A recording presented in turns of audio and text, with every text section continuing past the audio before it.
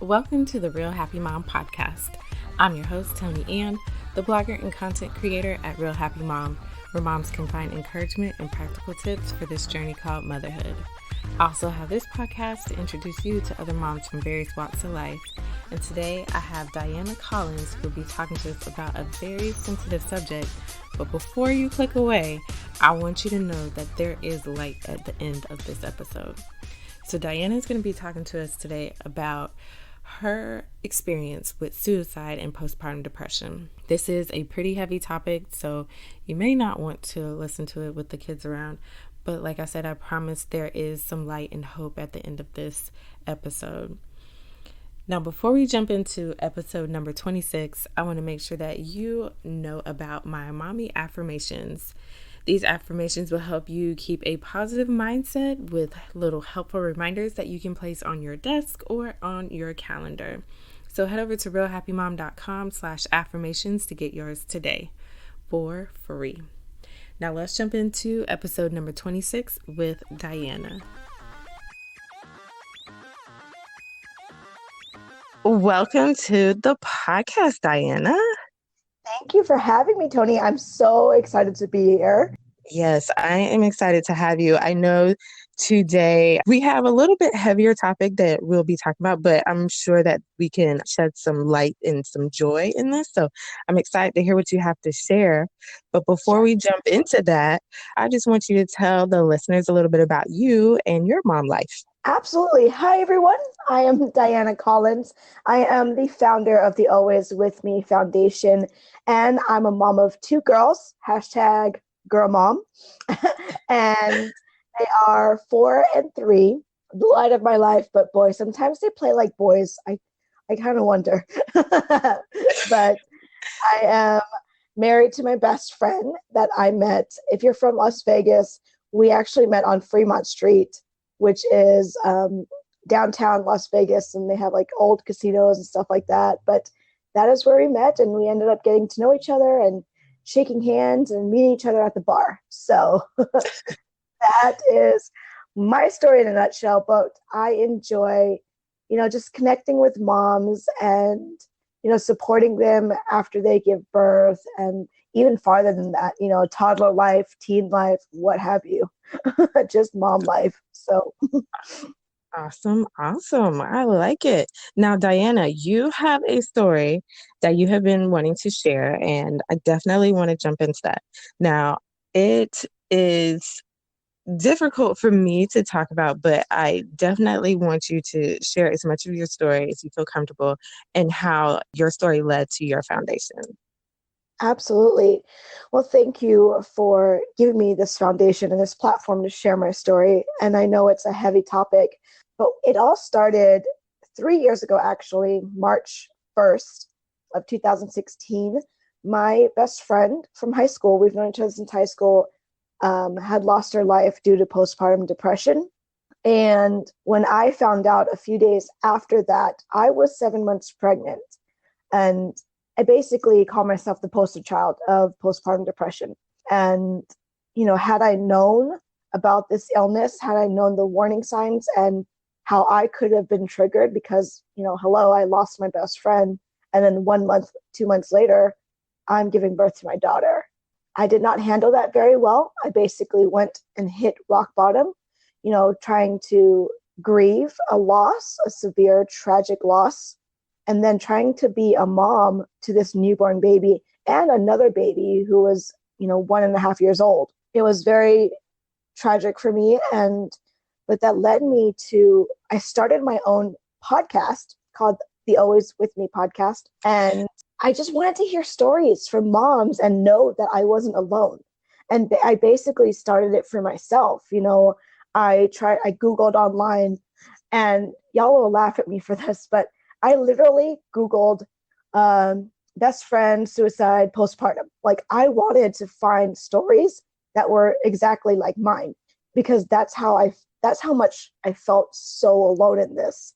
And of course, my story is so rare. I did not find, a huge percentage, but what I did find was a huge percentage of moms who suffered from postpartum depression and anxiety, OCD, and even psychosis And, although we don't share the exact same story, we all struggled with our own motherhood, like, our self-worth and our self-esteem. And, if we can even handle becoming a mom or being a mom, we all struggled in that sense. And I wanted, after starting the podcast, excuse me, I wanted a way to help prevent moms from going to that dark place, from going into PPD or anxiety or any type of mental health issue. I wanted a way to prevent more deaths happening to these moms. And I had learned about postpartum doulas, where they just come into the home and provide, light house duties. We help moms with the baby, help mom sleep, basically help mom heal after giving birth. Because Tony, I'm sure you can agree to this. Coming home after your baby and trying to figure this all out by yourself is extremely overwhelming. And yes.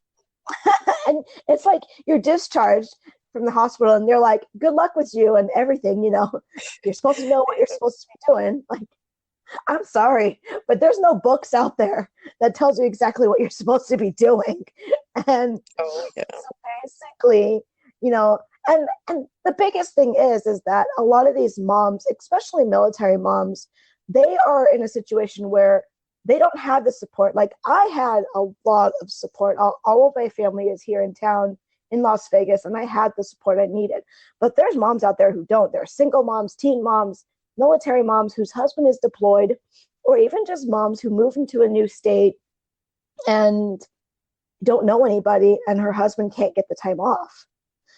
So that is where the postpartum doula will come in and, with an unbiased opinion of her, just, here's mom, here's her baby, and mom just needs help. We take referrals from medical professionals, doctor, your WIC provider, even your midwife, or even a nurse who, suspect some kind of postpartum mental illness. They will send me an email saying, can you reach out to this mom? She's struggling. And I think the nurses or even the WIC providers already know they're in a financial situation. So that's why they come to me and say, look, mom doesn't got a whole lot of money, and I totally understand that and I respect that. And this is why we donate these services to these moms. Now, the name of your foundation, is it the same as your podcast? Yeah, so we call it the Always With Me Foundation. Okay. And so Always With Me, I remember when I was in the darkest time of my postpartum, and I always kept Sabrina close to me, and I still do till this day. Even after 3 years, she's always been my mentor and my guidance, right? She's always been my light to survive and walk through this. And that's where it came from. She, like, in the back of my mind, she was always with me. And the way I look at it is, when we're visiting these moms and helping them, or when I'm helping moms online, I'm always with them. I'm always their light. I'm always going to be their guidance through motherhood. We are building a sisterhood in motherhood. And that's something that we're missing in today's society is, we expect mom to do it all by herself, and the sisterhood is gone. So that's my goal. My life goal is to try to build that back. That is awesome. Now, you mentioned something and it kind of made my ears perk up, because you said postpartum doula, because that is not something you hear a lot about, but it sounds like something amazing that I wish I would have had. And I said the same thing. So what happened was, I remember talking to a lady, her name is Lindsay Gibson. She had emailed me to be on my podcast. And we were talking, and I said, what if we provided a meal train, right? You've heard of those meal trains, have you? Mm-hmm. Yeah. And I was like, what if we did that for new moms, give them some meals and stuff like that? And I was like, no, they need more. They need more from me than dropping off a casserole. Mm-hmm. Or a lasagna, which, don't get me wrong, like, if somebody came knocking on my door and be like, here's a plate of lasagna for you, I'll be like, amen, thank you. But yes. It was more than that. And I said, I want to do more. I want to come into the home and say, do you need a nap? Do you need to take a shower? when's the last time you ate? And just a reminder, even like a reminder for these moms, when was the last time you drank water? Because that's deathly. And Lindsay said, yeah, that's a postpartum doula, and I'm one of them. And that's when my ears perked up, and I was like, excuse me, how come I never heard of this? And how come I never had one? And that was when, in October of 2017, that was when I became certified. And, I did research, and it is, I don't want to call it more of a luxury, but it's not provided by your insurance. Medical providers or medical insurance is not, it's not covered. And so I was like, well, that's not fair. I believe that every mom, no matter what financial situation you're in, deserves this type of service. And so that is how we came to be, and donate this type of services to moms who may not be able to afford this. And that even, like, that includes myself. Like, I wouldn't be able to afford a full doula, for the first 6 weeks of being postpartum. Yeah, no, that is pretty cool, because the more that you explain the whole postpartum doula to me, it made me think about this one episode that I listened to. I want to say it was Boss Moms with Dana Malstaff, and she had this lady on there. I do not remember her name. Please forgive me if you are listening to this, but she's one of those moms that's rocking it, and yeah, she's doing very well for herself, and she called it a baby nurse. And I was like, a baby nurse? Like, it was like pretty much a nurse that comes in and pretty much just helps you with everything so that you can like sleep and you're not like exhausted and having to deal with, the crazy fatigue and trying to function off of like little sleep and all that. And I was like, that is amazing. But I was like, what normal person can afford that? Because the people she was talking about that has that are like celebrities. I was like, there's no way I was going to be able to afford that. Maybe for like a couple hours, I probably could afford a baby nurse, maybe, but not for like, weeks on end. Yeah. So I think that's pretty amazing. And I really like that, and definitely want to spread the word about that, because we need more postpartum doulas for sure. Now, Diana, you shared your story, and thank you for sharing that with me, because I know that can be difficult. Now, how are you able to find hope and joy after such a dark time like that? Oh my gosh, girl, that sends chills down my spine when you just asked me. It's been a long road of healing, and I am still a work in progress.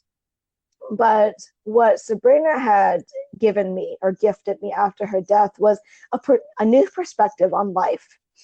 And I guess to kind of paint the picture for your audience, I was your typical working mom, 9 to 5. I worked an hour away from home. And I'm sure a lot of you mamas out there listening is like, amen, I know what you're talking about. I would come home about 7 o'clock at night after we picked up the kids from their grandparents.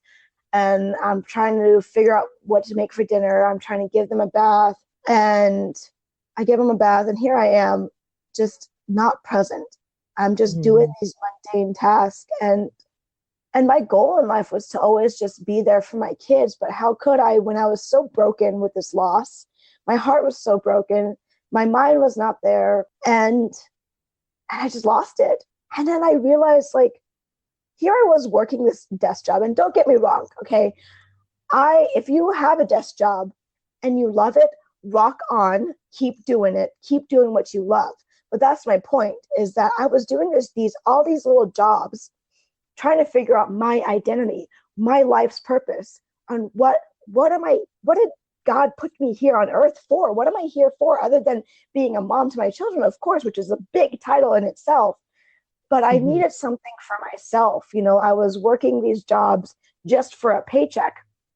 And I talk about this in my book. Like, I was just getting a paycheck, and that was it to me. Like, cool, clock in at 9, clock out at 5:30.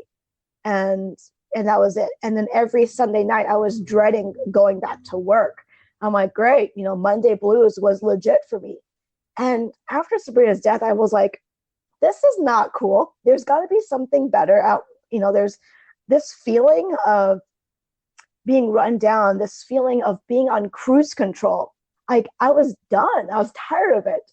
I wanted a better life for myself. And so, you know, although it was hard, like I tried figuring out ways to make a living, you know, from home. That way I can have a more flexible schedule. And, you know, although I still do work, but you know, if my daughter wants me to go to the library tomorrow, I push back if my schedule allows it. I'm like, cool, we can do that.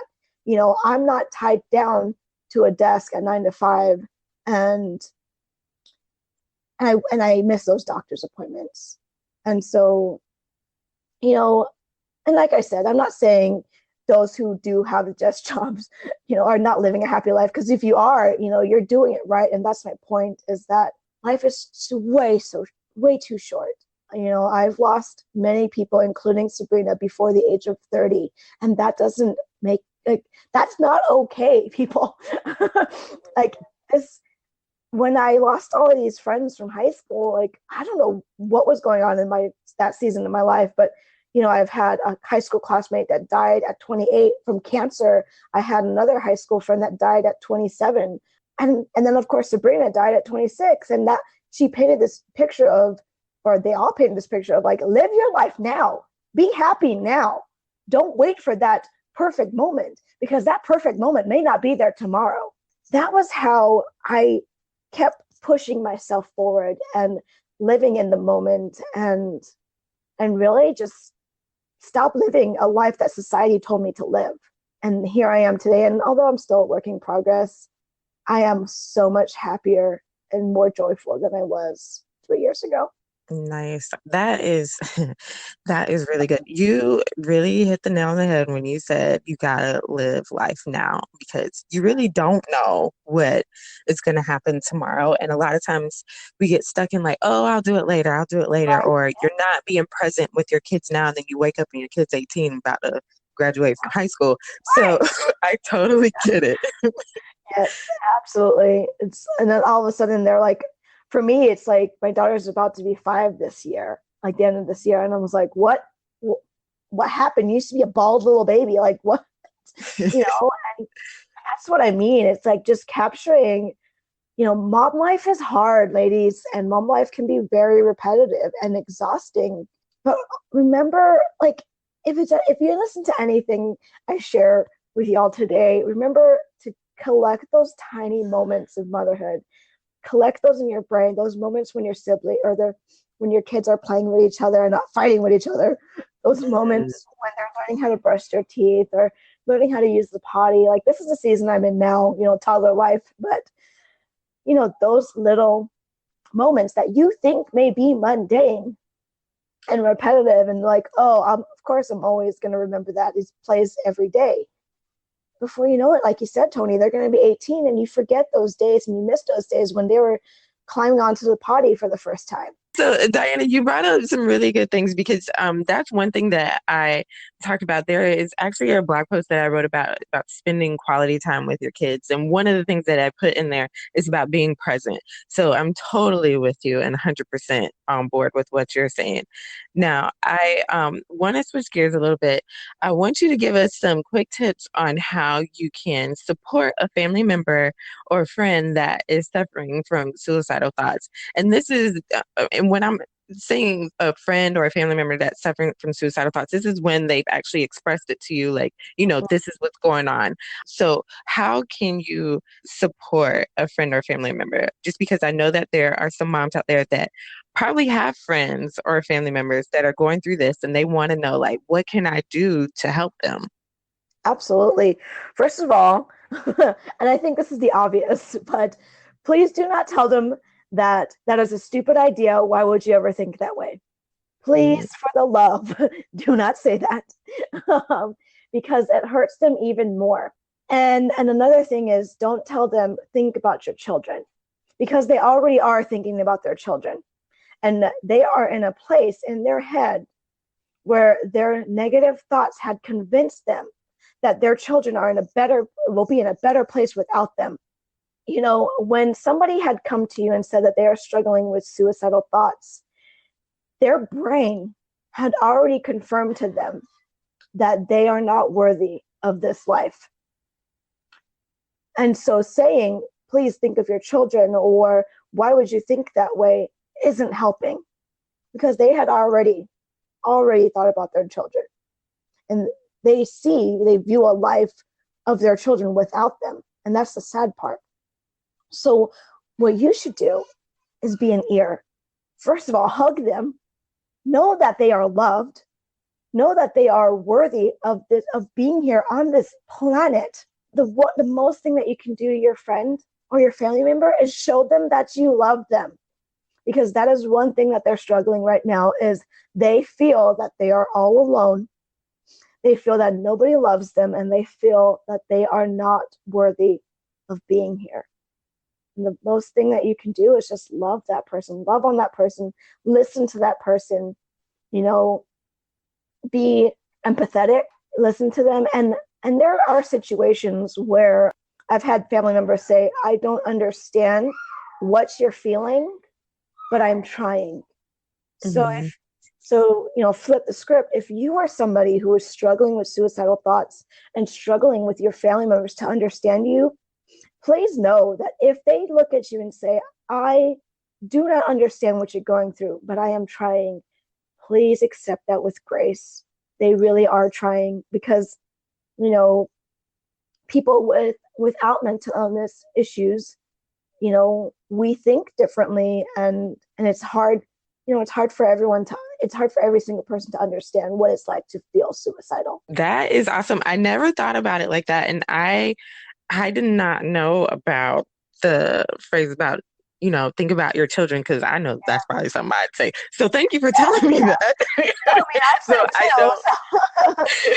don't, because I would have messed that up really quick. So yeah, so thank you for sharing that. So I just want to recap what you were just saying, because this is really, really good, and I don't want anyone to miss it. Now, you're saying, don't tell them like, oh, what you're thinking is just silly or stupid. Right. Like, don't kind of diminish their feelings and their thoughts. Like, definitely acknowledge them. And then you also said, don't tell them, oh, think about your children, because like you said, they've already thought about it, and in their head, they think that their children are better off with them not there. Right. So exactly. Awesome. Yes. That's my experience, because obviously I struggled with multiple suicide attempts, and I've gotten like, think of your children, Diana, think of your children. And for me, it was like, I already thought about them. I've already confirmed it, like, not me, like the depression, the demons, what have you, the negative thoughts had already told me, girlfriend, they don't need you here. They already told me that. So of course we do think about our children. Of course. Okay. Like, I think that's one of the first things we think about. Now, Diana, I know I was asking about a friend or family member that's already expressed to you, like, hey, I'm having these type of thoughts. But what about the friend or family member that doesn't actually verbally tell you? Are there any signs that we should be aware of? Yeah, so isolation is a big one. For me, it was, and it's interesting to look at my experience and then look at Sabrina and the friend that she was when she was going through this, because she never told me. And what I saw was isolation. What I saw was, when you're planning dinner with a girlfriend or a coffee date and they don't show up, mm-hmm.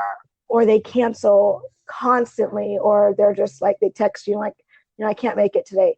And then of course your assumption is, well, you're a flaky friend. Like, what kind of friend are you, right? Check on that friend. Mm-hmm. I'm getting emotional because Sabrina was that friend. Sabrina, to me, before I knew that she suffered from depression, I was angry with her. Like, I had girlfriend breakups with her. Okay. I mean, y'all know what I'm talking about when you're like, yes. Friendship breakups. And because she was a flake. But I realized, had I had checked up on her, had I asked her those questions like, hey, what's going on? Or in a more, not in that tone, but like in a more compassionate, empathetic kind of sense, like, mm-hmm. Do you need to talk? Do you need someone to talk to? Check on that friend who is isolating themselves, because more than likely they're not okay. That is a good one. And that that is definitely something that I have seen in others. So I will definitely make sure I'm checking up on people Right. because I think, and especially with the the two deaths with Kate Spade and then oh my gosh, I'm losing it. Anthony. Yeah. uh, Forgot his last name though. Starts with a B. Yes, him, the Yeah. the guy that eats all over the world. When Yes. those two deaths happened, because they happened back to back, that's when I was like, okay, wake up call. I need to check on everybody because these Right. people, like, they seem like they have it all. They seem like they have a good family. Like, well, it seems. That's what I'm saying. It seems Exactly. like everything is good. So it definitely was a wake up call for me to be like, hey, you need to go check on your sisters, your friends, everybody. Go just make sure everybody's Check cool. on them. Yes, absolutely. Like, no, really. Like, I mean, I was that friend. I was that friend who was like, I joined a mom's group and I never showed up because one, okay, a little bit of grace and mercy on your friend who is an introvert because I am. But also, if your friend is not an introvert and you know that friend to be an extrovert and to always be sociable and always going to the parties and stuff like that, and then all of a sudden they're not, all of a sudden they've disappeared, check on them because they are not okay, because that's not their normal. Yeah, but Absolutely. for me Now, it was Charles, I'm gonna butcher his name, Charles Bennington, from Lincoln Park. okay, okay. That was, I mean, gosh, Tony, it's like, how many celebrity suicides do we need to happen in order for the society to be like, oh, this is a big deal, right? Like, Yes. for me it was Charles Bennington. That one hit me so close to home because okay, I'm gonna age myself. I'm a 1989 baby. I'm gonna be 30. But Lincoln Park was my thing. Like, that was the band that I used to love to listen to in high school. And so when Charles took his life, I was torn. I was like, what's happening? So, you mentioned Kate Spade and things like that. For me, it was Charles. Now, Diana, thank you so much for sharing all that. Like I said, I know that that was not the easiest, but I'm really appreciative of you sharing that with us. Now, before we sign off, one of my favorite questions to ask all of my guests is if you could have any superpower, what would it be? Hmm. Can I multiply myself? Like, I'm not like, seriously, and I'm sure like all of y'all can agree to this, but like, I would like a multiple. I don't know if my husband would like this, but Oh yeah. I would like multiple of myself. Like, you know, the mom, the business owner, the friend. Like, I need three, maybe four of me. Like, if I could have that, that'd be great. That is a good one. I haven't heard that one. That Really? one's That's so funny. good. Yes, I Now, want multiplication superpower. oh yes, yes. You would get a lot done for Yes. sure. Now, Diana, where can our listeners find you if they're trying to look for you on social media or online? Yeah, absolutely. So check me out at dianamcollins.com. You'll find my book that's going to be launching soon. And then, I'm also a speaker. So if you are looking for somebody to be a speaker and talk about the mental illness side of things, check me out. And then also, you'll also find me on social media on that website. And if you want to find more about our nonprofit, go to alwayswithme.org. You'll find ways to how you can support it, how you can donate, or even maybe if you are local to Las Vegas, donate your time to us. And hopefully in the future, we will be nationwide. So, Yes, I would love for you to come over to the East Coast for yes, sure. absolutely. We are in Connecticut, though. Lindsay Gibson. Okay. We do have our little chapter in Connecticut, and then our next one will be Ohio and then Arizona. Baby steps, girlfriend. Baby steps. Yes, awesome. I'm liking it. I love it, love it, love it. Now, really quick before we jump off, Diana, you mentioned your book. So at the time of this recording, it's still in the reviewing stage, but I'm for sure that by the time this goes live, your book will be published. So did you want to talk about that really quick? Absolutely. So you can check it out on Amazon. It's called She Saved Me, Choosing Joy After a Tragedy. Talks about my story, about me and Sabrina and our friendship, how I knew Sabrina and how this hurt has changed my life forever, and how I flipped the script and turned this tragedy into a life lesson. Awesome. Yay, Diana. I'm so excited and proud of you. I'm really excited to read the book too. So yes, we will have all of these links in the show notes. So if you're like, what did she say? Do not fret. Check the show notes. It will all be there. Yes. Thank you, love. Thanks so much for having me. Thank you, Diana. Now that does it for this episode of the Real Happy Mom podcast. To find the links in the show notes, make sure you head over to realhappymom.com/26. There you'll find all the links that Diana mentioned, from the Always With Me Foundation to her new book that has just been released, as well as her website. Now, if you've enjoyed this episode, make sure that you share it with a friend, because the more people know about it, the better. Now, next week, we'll be talking to Sybil about skinny shaming. This is a pretty interesting topic that you don't want to miss. So make sure you hit that subscribe button so you don't miss out when this episode airs next Tuesday. Now, that does it for this episode. I'll catch you in the next one.